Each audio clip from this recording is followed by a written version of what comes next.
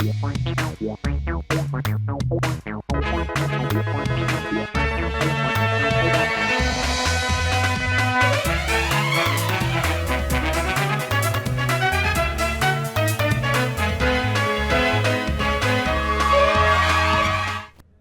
आप देख रहे हैं राष्ट्रीय समाचार और मैं हूं आपके साथ प्रिया पांडे। पहले एक नजर हेडलाइंस पर। सीतामढ़ी में नव वर्ष पर ट्रैफिक पुलिस का अनोखा अभियान, चलान नहीं गुलाब और चॉकलेट से दिया सुरक्षा का संदेश। कुणाल घोष का दावा, बंगाल में टीएमसी की प्रचंड वापसी, 250 प्लस सीटें जीतेगी, भाजपा 30 पर भी सिमटेगी।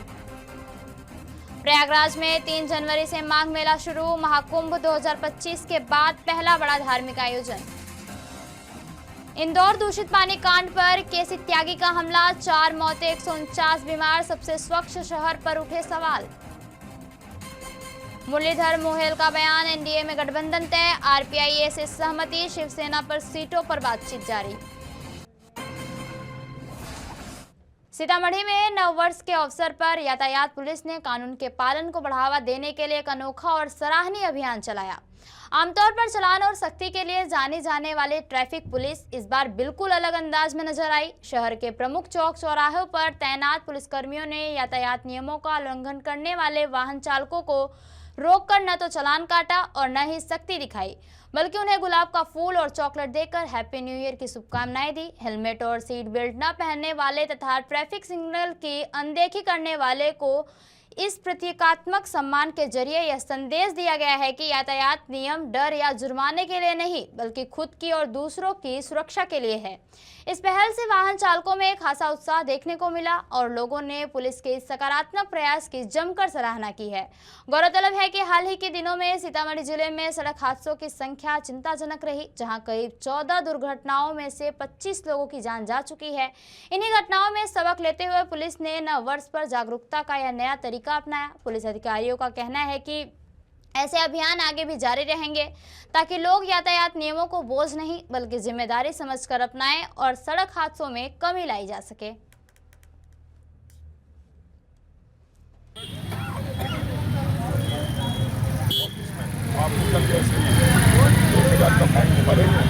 साल का पहला दिन है सर या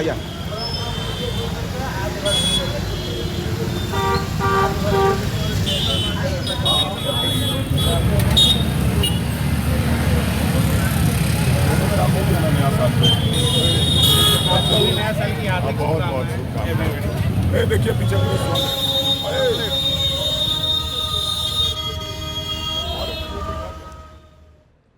टीएमसी नेता कुणाल घोष ने कहा कि तृणमूल कांग्रेस एक बार फिर पश्चिम बंगाल में सत्ता में वापसी करने जा रही है और पार्टी 250 से अधिक सीटें जीतेंगी। उन्होंने कहा कि भाजपा 30 सीटें जीतने की स्थिति में भी नहीं है। कुणाल घोष ने बताया कि अभिषेक बनर्जी लोगों पर हो रहे कथित अत्याचारों के खिलाफ विरोध कर रहे हैं और हर कानूनी मतदाता के लिए अधिकारों की रक्षा के लिए आवाज उठा रहे हैं। उन्होंने कहा कि टीएमसी की जीत तय है और पार्टी का उद्देश्य सिर्फ चुनाव जीतना नहीं बल्कि जनता के अधिकारों को सुनिश्चित करना है। प्रोटेस्ट कर रहा है, अभिषेक बनर्जी प्रोटेस्ट कर रहा है इसलिए ये जो पब्लिक का हैरासमेंट चल रहा है, जो बुजुर्ग है, जो 85, 90 इयर्स उसको बुला रहा है, जो इंजर्ड है, एम्बुलेंस में वो इल है, वो उसका तबीयत ठीक नहीं है, ट्रीटमेंट चल रहा है, एम्बुलेंस में आना पड़ रहा है, जो लोग काम पे बाहर है उसको वर्चुअल हियरिंग के बदले वो उसको नोटिस दे रहा है। हर एक लीगल वोटर को राइट्स अधिकार ठीक रखने के लिए अभिषेक बनर्जी प्रोटेस्ट कर रहा है। हम तो जीतने ही वाले हैं, ये जीतने का बात नहीं है, ये पब्लिक का वोटर लिस्ट में उनका जो राइट है वो राइट प्रोटेक्टेड रहे। तृणमूल कांग्रेस।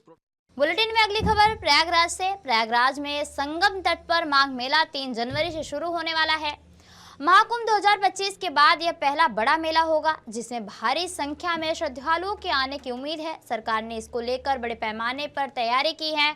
आपको बता दें कि हिंदू धर्म शास्त्रों में माघ मेले का विशेष धार्मिक और आध्यात्मिक महत्व बताया गया है और हर साल माघ मेला में उत्तर प्रदेश के प्रयागराज में त्रिवेणी संगम के पावन तट पर माघ मेला आयोजित किया जाता है। इस दौरान त्रिवेणी संगम के तट पर बड़ी संख्या में कल्पवासी कल्पवास करते हैं। इतना ही नहीं, माघ मेले के दौरान संगम में स्नान, दान और धार्मिक अनुष्ठान किए जाते हैं।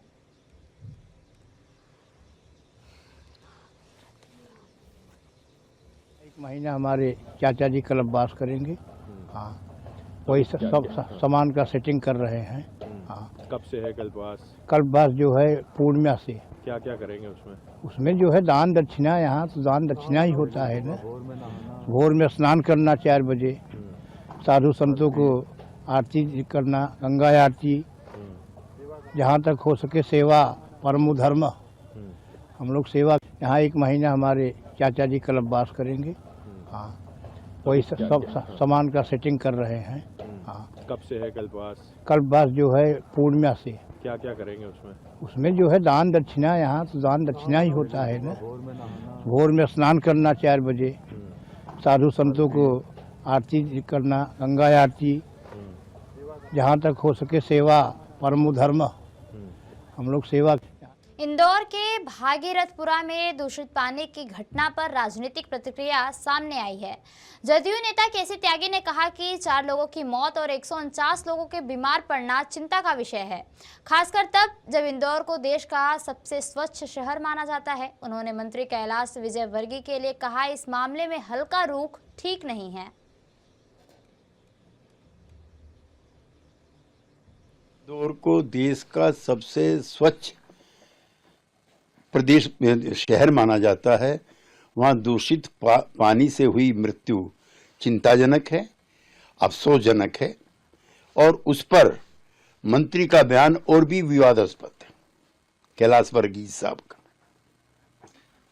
सर, उनका ये भी बयान था और कई जगह वो विरोधाभास, इतने लोगों की मौत नहीं हुई। आप तो चूंकि तल्ख टिप्पणियां करते हैं, कैसे देखते हैं, ये प्रशासनिक चूक है?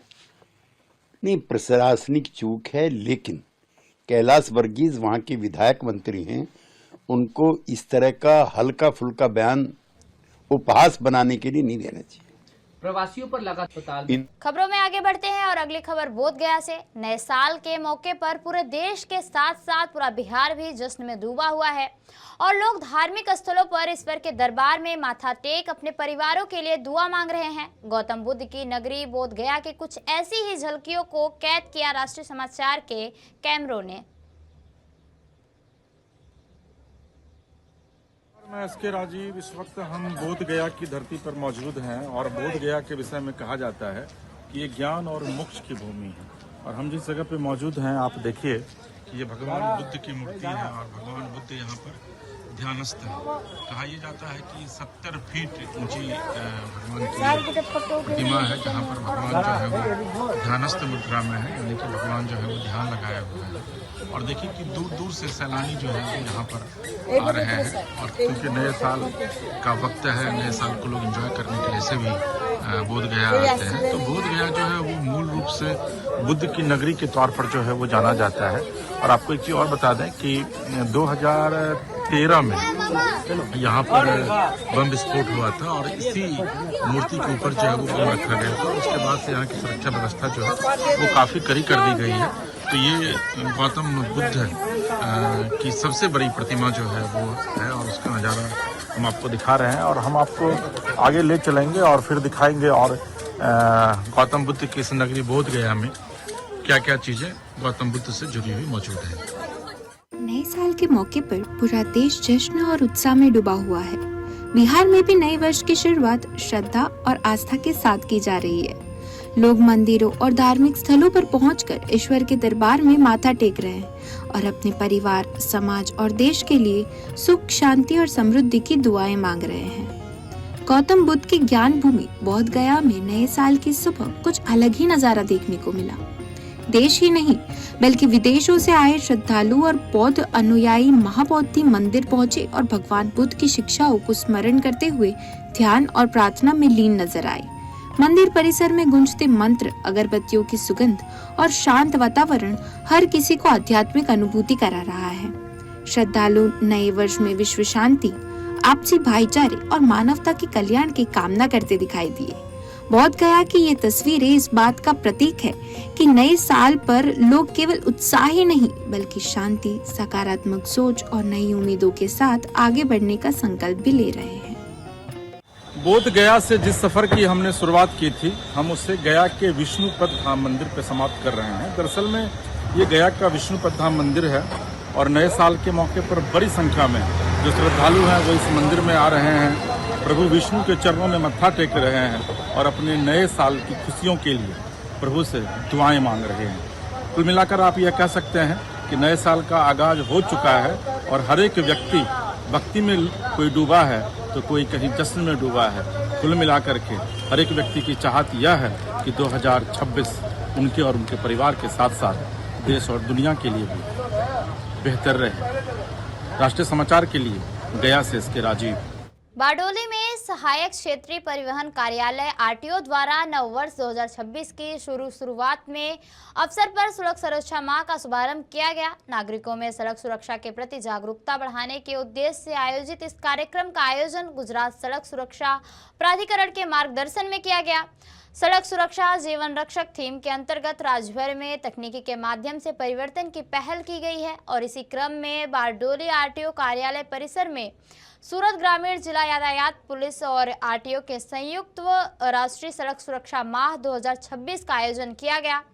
कार्यक्रम के दौरान मोटर वाहन निरीक्षक ने सड़क दुर्घटनाओं को कम करने और सुरक्षित ड्राइविंग आदतों का अपनाने पर जोर दिया। उन्होंने कहा कि दोपहिया वाहन चालकों से अनिवार्य रूप से हेलमेट पहनने, वाहन चलाते समय मोबाइल फोन का प्रयोग न करने तथा यातायात नियमों का सख्ती से पालन करने की अपील की है। इसी अवसर पर सड़क सुरक्षा अभियान को 1 माह तक राष्ट्रीय सड़क सुरक्षा माह के रूप में मनाने का निर्णय भी लिया गया। हिमाचल प्रदेश के मुख्यमंत्री सुखविंदर सिंह सुक्खू ने कहा, हमें वैज्ञानिक अध्ययन कराने की जरूरत है, लेकिन यह निश्चित है कि जलवायु परिवर्तन का असर हिमाचल प्रदेश में होना शुरू हुआ है। धीरे धीरे अन्य पहाड़ी राज्यों और उत्तर पूर्वी राज्यों में भी पूरे देश में इसका असर होगा। हमने अपने जीवन काल में इतनी बादल फटने की घटना नहीं देखी और तापमान बढ़ने का कारण ऐसा हुआ है। हम इस स्थिति से निपटने की कोशिश कर रहे हैं और हमारे संसाधन सीमित है। हम 90% पहाड़ी क्षेत्र में हैं। शुरू हुए हैं तो क्लाइमेट चेंज कहीं ना कहीं 1 या आधा डिग्री सेल्सियस बढ़ा है। तो निश्चित रूप से ये 2023-24 में आया और 25-26 में उससे भयंकर आपदा आई है और ये जितना नुकसान इस आपदा से हुआ है उस स्थिति से निपटने के लिए हम कोशिश कर रहे हैं। हमारे संसाधन सीमित है। हम 90% पहाड़ी क्षेत्र के लोग हैं और हमारे पास एक इंडस्ट्रीज बद्दी में आई थी। बद्दी में जो इंडस्ट्री आई थी उससे भी हमें फाइनेंशियल नुकसान ये हुआ कि जीएसटी लगने के बाद से जहां से 3-4 हजार करोड़ रुपया में वैट और एक्साइज आता था, आज घटकर 150 करोड़ रुपया हो गया, क्योंकि जीएसटी कंज्यूमर बेस्ड है, प्रोडक्शन स्टेट बेस्ड नहीं है। तो हमें आर्थिक संसाधन को मजबूत करना है और इस दृष्टिकोण से हम कार्य कर रहे हैं। प्रधानमंत्री हिमाचल को अपना केंद्रीय मंत्री मुरलीधर मोहल ने कहा कि भाजपा शुरू से ही गठबंधन में चुनाव लड़ने के पक्ष में रही है। उन्होंने बताया कि शिवसेना और आरपीआई एनडीए गठबंधन के सहयोगी दल है और सभी मिलकर चुनाव लड़ेंगे। मोहल ने कहा कि आरपीआई के साथ समन्वय पूरा हो चुका है, जबकि शिवसेना के 7 सीटों को लेकर बातचीत जारी है, जो जल्द ही सुलझ जाने की उम्मीद है। उन्होंने भरोसा जताया कि देवेंद्र फडणवीस और एकनाथ शिंदे जो भी फैसला लेंगे वह सभी को स्वीकार होगा। और केंद्रीय मंत्री ने कहा कि हम अपने विकास कार्यों के आधार पर जनता के बीच जाएंगे और पुणे में पार्टी ने व्यापक स्तर पर काम किया है।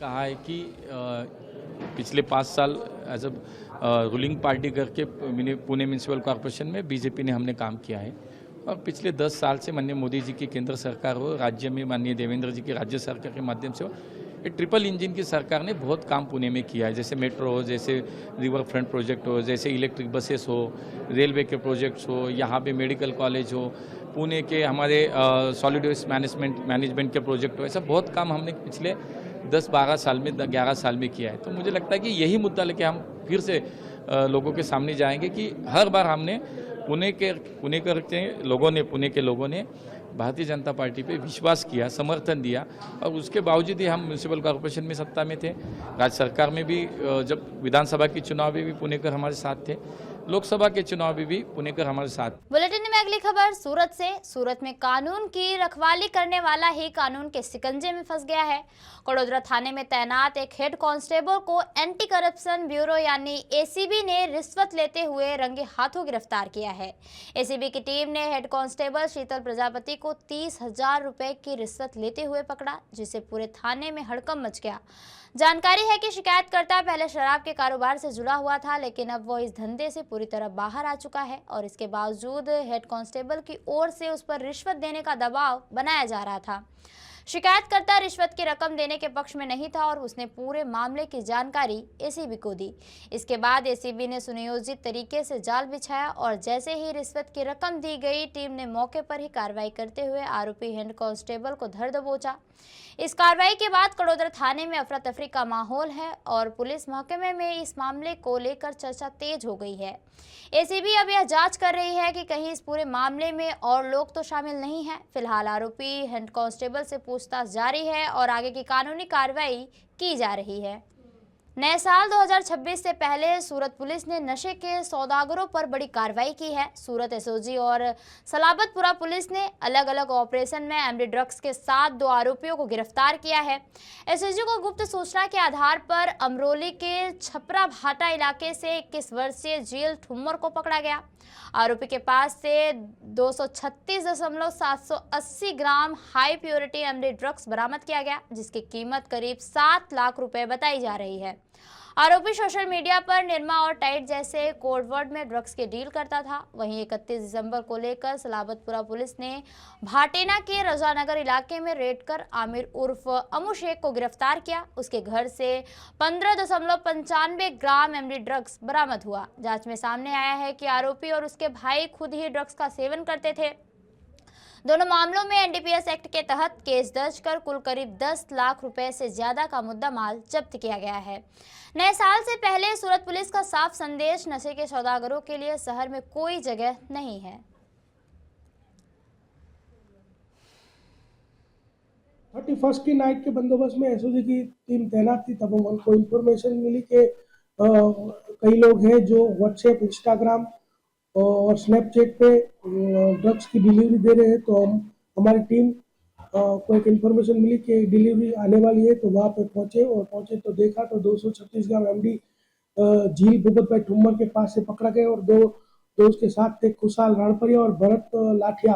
वो दोनों वहाँ से फरार हो गए। उन दोनों को वांटेड आरोपी घोषित किया गया और 236 ग्राम जिसकी कीमत होती है 7,55,000 उसका एक ऑफेंस एनडीपीएस एक्ट के तहत रजिस्टर किया गया है और आगे की जो तपास है वो एसओजी पीआई टीबी पंड्या कर रहे हैं। सलाबतपुरा थाने में एक आमिर उर्फे अमू सन ऑफ गयार शेख जिसकी उम्र 30 साल है और जो रजानगर झुपड़पट्टी भाटीना सलाबतपुरा में रहता है, उसका जो जहाँ के हैं वो महाराष्ट्र तहसील जामुर और जिला बुलडाना के हैं। हमारे पास ह्यूमन इंफॉर्मेशन थी कि वो एमडी ड्रग्स और ये गांजे का सेवन करता है और बेचता भी है। तो इसके पीछे ऑलरेडी हमारी वॉच थी और कल हमें इसमें हम लोग सक्सेस हुए हैं और हमने 16 ग्राम का एमडी ड्रग्स का केस किया है और उसका जो कीमत होती है अंदाजे इससे 2 लाख रुपए की होती है। ये जो आरोपी आमिर है वो कड़ोदरा थाने जीआईडीसी थाने में पहले 2015 में मर्डर के गुने में भी वो आरोपी रह चुका है और 7 साल की जेल काटने के बाद वो छूटा था और छूटने के बाद उसको 2 भाई हैं जो दोनों ये एमडी ड्रग्स का सेवन भी करते हैं और इस तरह से वो बिक्री भी करते थे। महाराष्ट्र में कांग्रेस नेता नाना पटोले द्वारा राहुल गांधी की तुलना भगवान श्री राम से करने पर प्रसिद्ध कथावाचक रामभद्राचार्य ने तीखी प्रतिक्रिया दी है। उन्होंने कहा यह सिवाय चाटुकारिता के कुछ भी नहीं है। राहुल गांधी क्या कार्य कर रहे हैं यह भगवान ही जानता है। आगे उन्होंने बांग्लादेश में हिंदुओं के प्रति अत्याचार पर गहरा दुख प्रकट करते हुए कहा कि सरकार को इस पर आक्रामक कदम उठाने चाहिए। साथ ही बांग्लादेश के नागरिकों से अपील की कि वे न भूलें उनका देश बनाने में भारत के हिंदुओं की भूमिका थी। केवल उसकी चाटुकारिता है, वह व्यक्ति राम जी को जान नहीं पाया। श्री राम और राहुल का अंतर, श्री राम और राहुल की तुलना कैसी? किसी भी मायने में तुलना नहीं हो सकती। वही तो हाल है जो मंदोदरी कही थी तुम ही रघुपति अंतर कैसा, खल खद्योत दिन करें जैसा। जैसे जुगनू और सूर्य नारायण के अंतर की तुलना की जाए। बुलेटिन में अगली खबर भावनगर से। भावनगर जिले में हुई चर्चित मारपीट की घटना में बगदाड़ा पुलिस ने 8 आरोपियों का रिकंस्ट्रक्शन किया है। नवनीत बालघिया नामक व्यक्ति पर 29 दिसंबर को जानलेवा हमला किया गया था, जिसका लाइव वीडियो भी सामने आया था।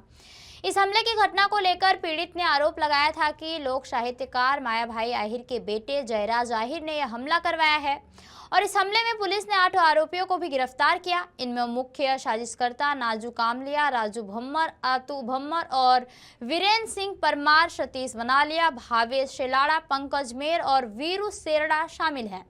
सभी आरोपियों को घटनास्थल पर ले जाकर रिकंस्ट्रक्शन किया गया। पीड़ित व्यक्ति महुआ की हनुमंत अस्पताल में भर्ती है और आज उनसे मिलने के लिए राजुला के विधायक हीरा भाई सोलंकी पहुंचे और उन्होंने न्याय का भरोसा दिलाया। तो ये थी अब तक की खास खबरें, और खबरों के लिए बने रहिए राष्ट्रीय समाचार के साथ। नमस्कार।